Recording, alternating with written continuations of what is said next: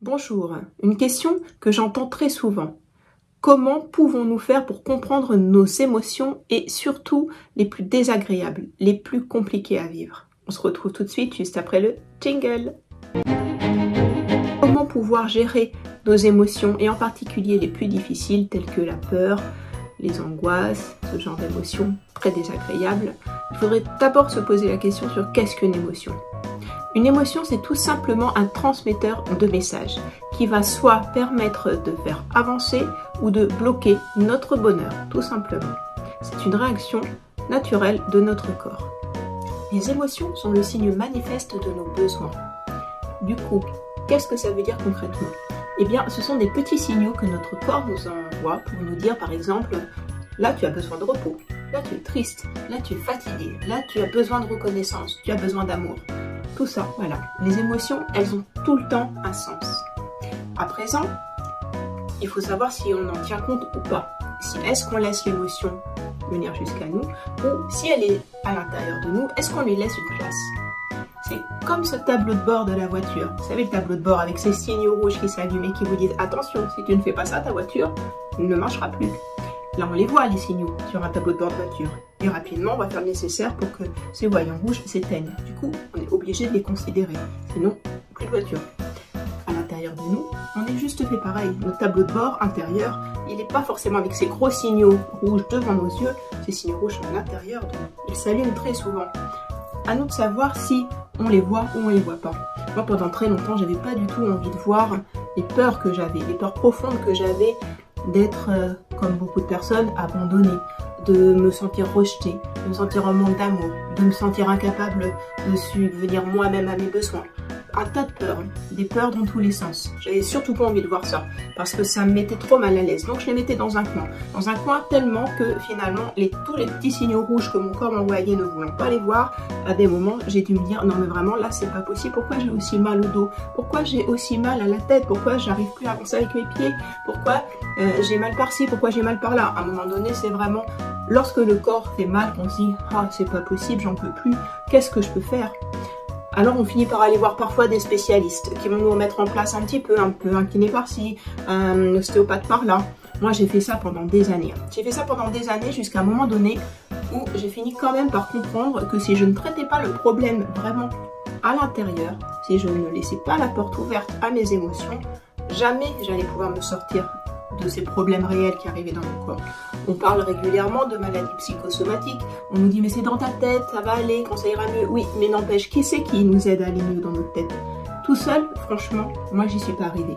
J'ai été voir un tas de psychologues, un tas de personnes en tout genre qui peuvent nous accompagner. Alors c'est bien en soi, on parle de nous, on parle de notre vie, ça c'est une chose. Et à côté de ça, j'allais voir les ostéopathes. On a vu un tas aussi d'ostéopathes un peu partout en France, des réflexologues, des personnes qui faisaient du reiki, de la sophrologie, bref, un tas de spécialistes en tout genre. Mais à un moment donné, j'ai intégré l'idée, parce que je me suis fait accompagner, et du coup ça peut mettre de la lumière là-dessus, que si je différenciais mon esprit de mon corps, jamais j'allais m'en sortir. Donc voilà, nos émotions, elles sont là pour nous transmettre un message, et ce message, quand on réussit à comprendre qu'il faut penser en même temps à notre tête et à notre corps, ça change tout. Ça, c'est la première des grandes vérités que j'ai enfin accepté, une nouvelle croyance que je me suis faite il y a quelques années.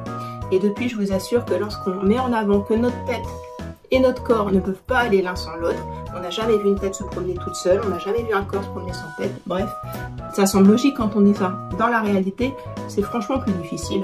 Parce que dans notre tête, il y a tellement de choses qu'on n'a pas envie de voir, qu'on voudrait mettre de côté en se disant mais non, c'est pas important. En plus, ça nous concerne nous et souvent on a plutôt envie d'être au service des autres. C'est plus simple que de s'occuper de soi-même. En attendant, si on prend pas soin de nous, à un moment donné, nos émotions, elles finissent par nous dire stop. Et les émotions, c'est très simple. Elles ont un fonctionnement ultra rationnel pour le coup, avec un début, un peu comme une vague en fait, avec un début, un milieu et une fin. Une vague quand elle arrive au bord de la mer, après elle termine sa vie et le passage il est simple, elle chemine tout simplement, elle se forme dans la mer, elle finit sur la plage et puis voilà, elle a fini sa vie et on passe à autre chose. L'émotion c'est la même chose, tant qu'on ne réussit pas à lui faire une vraie place, c'est-à-dire qu'on n'est pas intégré vraiment, qu'on a une douleur par exemple dans notre corps, il y a une tristesse. Dernièrement, j'ai perdu un être très cher et si j'avais pas réussi à un moment donné à accepter que cette douleur, j'avais le droit, qu'elle était importante pour moi pour pouvoir faire mon deuil, et ben les douleurs que j'avais réussi à un moment donné à avoir qui m'ont complètement bloqué le haut du dos, avec l'idée que cette douleur était tellement forte que naturellement mon corps il m'a dit stop, là c'est fini, tu vas plus avancer parce que tu veux pas avoir ta douleur, c'est pas grave, je te montre que tu ne pourras quand même plus avancer. Effectivement, j'avançais plus. À un moment donné, en acceptant, du coup avec cette aide extérieure, notamment des méditations, ça a permis d'entretenir quelque chose où j'ai réalisé qu'en permettant à la douleur de rentrer en moi, d'accepter qu'elle ait une place, je lui ai laissé la place dont elle avait besoin. Par la respiration également, ensuite, après certains exercices, et ça doit vraiment pouvoir faire partie de votre routine. Moi, je vous assure que ça a changé ma vie de pouvoir faire cette routine quotidienne en travaillant la respiration. Les méditations associées, c'est des petits moments de bien-être qui peuvent paraître rien du tout, mais pour moi, en tout cas, ça a vraiment fait le jour et la nuit. Du moment où j'ai intégré l'idée que si je voulais pouvoir soigner mes douleurs physiques, j'acceptais que l'émotion, elle me traverse, qu'elle vive sa petite vie d'émotion, et qu'ensuite pouvait évacuer le symptôme qui s'était accroché à mon corps, et bien, d'une façon, on pourrait dire miraculeuse, mais non, c'est un vrai travail de prise de conscience plutôt, et bien la douleur, elle s'en va. L'émotion, elle a fait sa petite vie d'émotion, et puis, elle finit par partir, la douleur qui était liée à l'émotion. Du coup, c'est plutôt facile. Si on a envie vraiment de gérer nos émotions les plus difficiles, les plus douloureuses, il faut d'abord leur laisser une place pour qu'après, elles puissent s'imprégner de ce qu'elles doivent, pour après repartir. Au lieu de gangréner et de grossir petit à petit, parce qu'une émotion pas traitée, elle va continuer à grossir, à grossir, à grossir, et un jour ou l'autre, on s'inquiète et on se demande pourquoi on a une maladie si grave qui arrive. Il y a beaucoup de choses à mettre en place si on veut conserver la meilleure des santé, mais prendre en considération véritablement nos émotions, c'est peut-être l'un des premiers pas à faire pour avancer. Alors si vous avez aimé cette vidéo, je vous invite à liker, à vous abonner à la chaîne.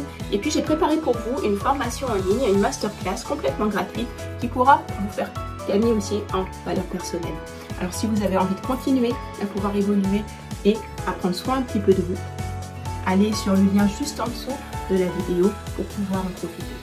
Cette masterclass, elle est faite avec mon cœur. Je vous donne un tas de secrets, des piliers qui vont pouvoir transformer votre vie. Alors profitez-en, c'est gratuit.